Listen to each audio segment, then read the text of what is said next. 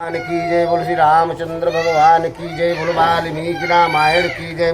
सभी देवताओं की जय हो। श्री गुरु चरण सरोज रज निज मन मुकुर सुधार। बरनहु रघुवर बिमलो यशो जो दायक फल चार। बुद्धहीन तनु जानिके सुमिरहु पवन कुमार। बल बुद्धि विद्या देहु मोहि हरहु कलेश विकार। सियापति रामचंद्र की जय। उमापति महादेव की जय। बोल वाल्मीकि रामायण की जय।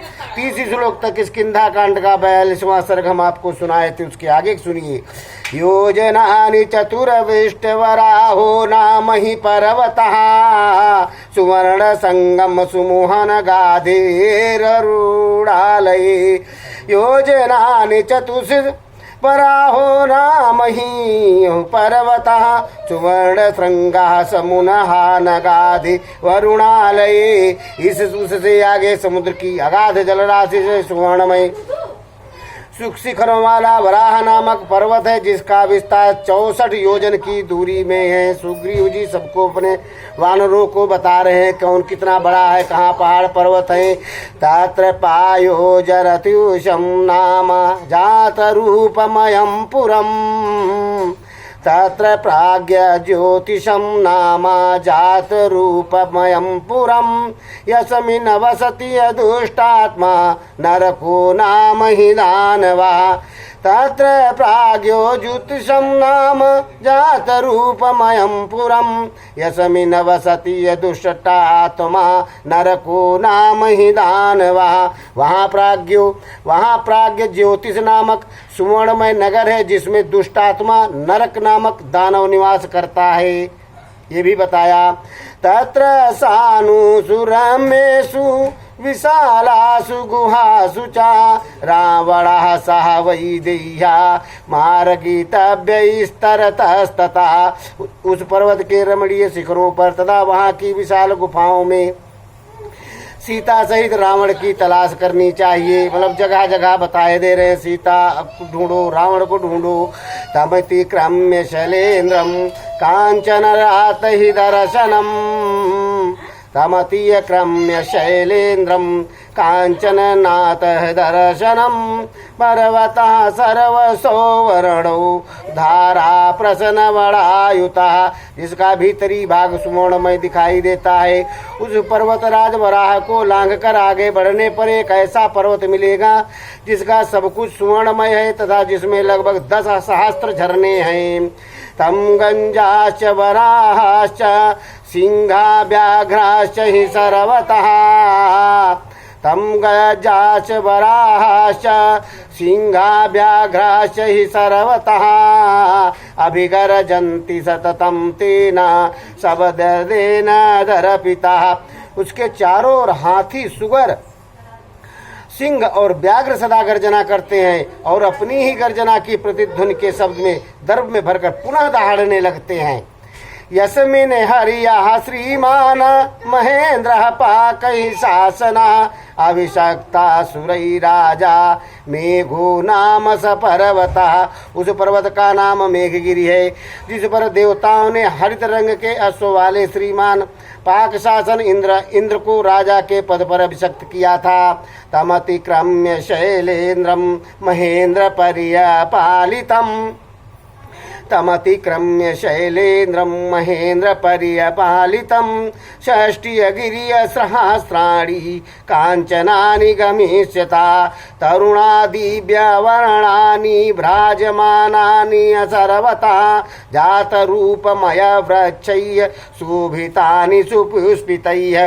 देवराज इंद्र द्वारा सुरक्षित गिरिराज मेघ को लांघ कर जब तुम आगे बढ़ोगे तब तुम्हें सोने के 60,000 पर्वत मिलेंगे, जो सब ओर से सूर्य के समान कांति से दीप्यमान हो रहे हैं और सुंदर फूलों से भरे हुए सुवर्ण में वृक्षों से शोभित हैं।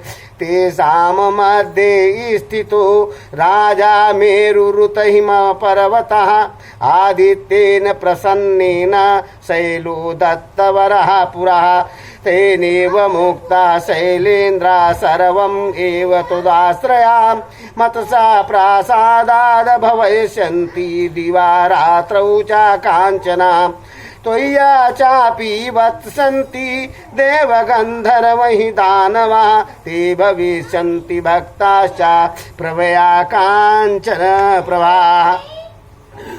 उनके मध्य भाग में पर्वतों का राजा गिरिश्रेष्ठ मेरु विराजमान है, जिसे पूर्व काल में सूर्य देव ने प्रसन्न होकर वर दिया था। उन्होंने उस शैलराज से कहा था, जो दिन रात तुम्हारे आश्रम रहेंगे वे मेरी कृपा से सुवर्णमय हो जाएंगे तथा देवता दानव गंधर्व जो भी तुम्हारे ऊपर निवास करेंगे वे स्वर्ण के समान कांतिमान और मेरे भक्त हो जाएंगे।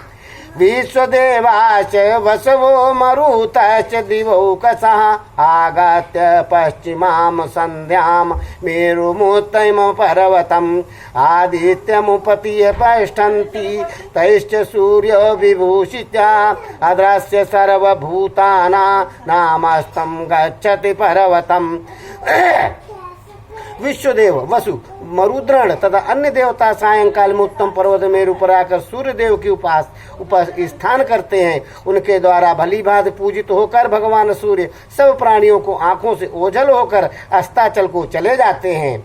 योजनानां सहस्राणि दशतानि दिवाकरः मुहूर्ताधीनतम शीघ्रमाभियाति शिलोच्चयम्। मेरु से अस्ताचल 10,000 योजन की दूरी पर, किंतु सूर्यदेव आधे मुहूर्त में ही वहां पहुंच जाते हैं।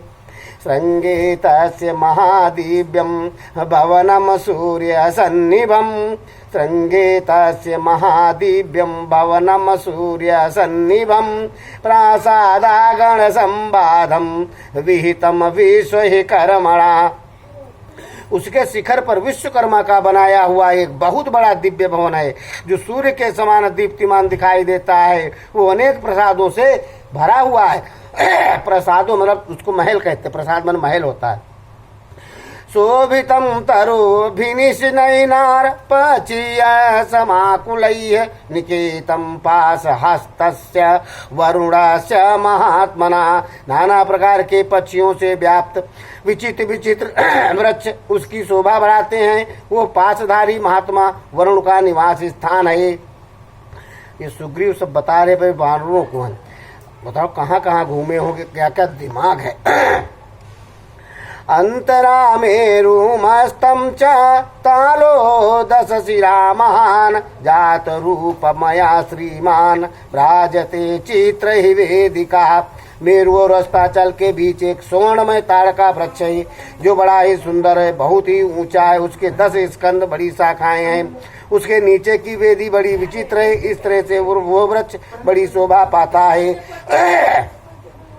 तेषु सर्वेषु दुर्गेषु सरासु च सरितत्सु च रावणा सह वैदेह्या मार्गेति व्यस्तहितस्तथा।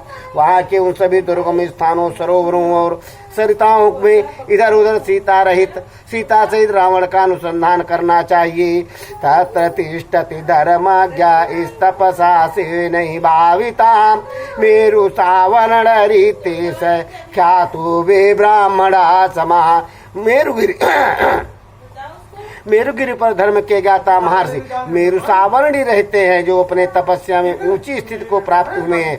वे प्रजापति के समान शक्तिशाली और विख्यात ऋषि हैं।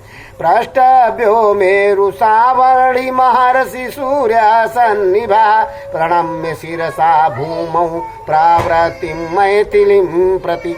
सूर्य तुल्य तेजस्वी महर्षि मेरु सावरणी के चरणों में पृथ्वी पर मस्तक टेक कर प्रणाम करके अनंत तुम लोग उनसे मिथिलेश कुमारी का समाचार पूछना। एताजव जीवलोकस्य भास्करो रजनीचये क्रत्वा भीतिमरं य सर्वमस्तं गच्छति पर्वतम्। रात्रि के अंत में प्रातः काल उदित हुए भगवान सूर्य जीव जगत के उन सभी सभी स्थानों में अंधकार रहित एवं प्रकाशपूर्ण करके अंत में अस्ताचल को चले जाते हैं। एतावद वानरहि शक्यम गंतुम वानर पुंगवा आभास कर मर्यादम ना जानीमस्तः परम।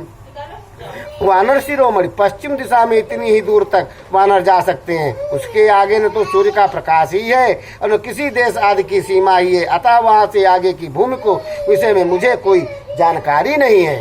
अमागम्य तुम वेदीयम अवगम्य तु वेदीयम निलयम रावणस्य च हस्तं पर्वतमासाद्य पुणे मासे निवर्तता। अस्ताचल तक जाकर रावण के स्थानों सीता का पता लगाओ तथा 1 मास पूर्ण होते ही यहाँ लौट आओ। ऊर्ध्वम आसन्नम वास्तव्यम वसनम बाध्यो भवेनमम् ऊर्ध्वम् आसन्नं वस्त्यं व्यसनं बाध्यो भवेन्नमम् सहेव शूरो युष्माभि स्वसुरो में गमिष्यति। 1 महीने से अधिक न ठहरना, जो ठहरेगा उसे मेरे हाथ से प्राणदंड मिलेगा। तुम लोगों के साथ मेरे पूजनीय ससुर जी भी जाएंगे। श्रोतव्यम सर्वमेतच्च भवदभिरदिष्टैः कारिभिः गुरुवरेषु महाबाहु ससुरो में महाबला। तुम सब लोग इनकी अधीन हो रहकर इनकी सभी बातें ध्यान से सुनना, क्योंकि महाबाहु महाबली सुसेन जी मेरे ससुर एवं गुरुजन हैं, अतः तुम्हारे लिए भी गुरु की भांति ही आदरणीय है। भवन्तश्चापि विक्रान्तः प्रमाणं सर्वम् एव हि प्रमाणमेनं संस्थाप्यं पाश्यद्वं पश्चाम दिशम्। तुम सब लोग भी बड़े पराक्रमी कर्तव्य निर्माण में प्राणभूत विश्वसनीय हो, तथापि इन्हें अपना प्रधान मानकर तुम पश्चिम दिशा की देखभाल आरंभ करो। दृष्टायाम तु नरेन्द्रस्य पतनयाभितिनहि तेजसा कृतकृत्या भविष्यामः कृतस्य प्रतिय कर्मणा। अमित तेजस्वी महाराज श्री राम की पत्नी का पता लग जाने पर हम कृतकृत्य हो जाएंगे, क्यों उन्होंने जो उपकार किया उसका बदला इसी तरह चुका सकेंगे। अत्योनादपि यत् कार्यं कार्यस्यास्य प्रियं भवेत् अत्योनादपि यत् कार्यं यस्यास्य प्रियं भवेत् संप्रधार्य भविनदश्च देवदेश कालार्थ संहितम्। अतः इस कार्य के अनुकूल और भी जो कर्तव्य देश काल प्रयोजन से संबंध रखता हो उसका विचार करके आप लोग उसे भी करें।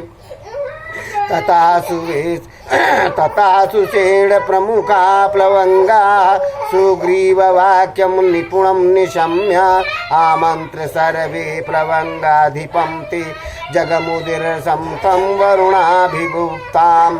सुग्रीव की बातें अच्छी तरह सुनकर सुसेन और सब वानर उन वानर राज की अनुमति ले वरुण द्वारा सुरक्षित पश्चिम दिशा की ओर चल दिए। इत्यार्थे श्रीमद् रामायणे वाल्मीकि आदि काव्ये किष्किंधा कांडे द्वितीया सर्गा 42वां सर्ग। इस प्रकार श्री वाल्मीकि निर्मित आर्ष रामायण आदि काव्य के किष्किंधा कांड का 42वां सर्ग पूरा हुआ। बोलो श्री रामचंद्र भगवान की जय हो। कल आपको 43वां सर्गा मतलब 43वां सर्ग सुनाएंगे। सुग्रीव का उत्तर दिशा के स्थानों में परिचय देते हुए सतबल आदि वानरों को वहां भेजना। बोलो श्री रामचंद्र भगवान की जय हो।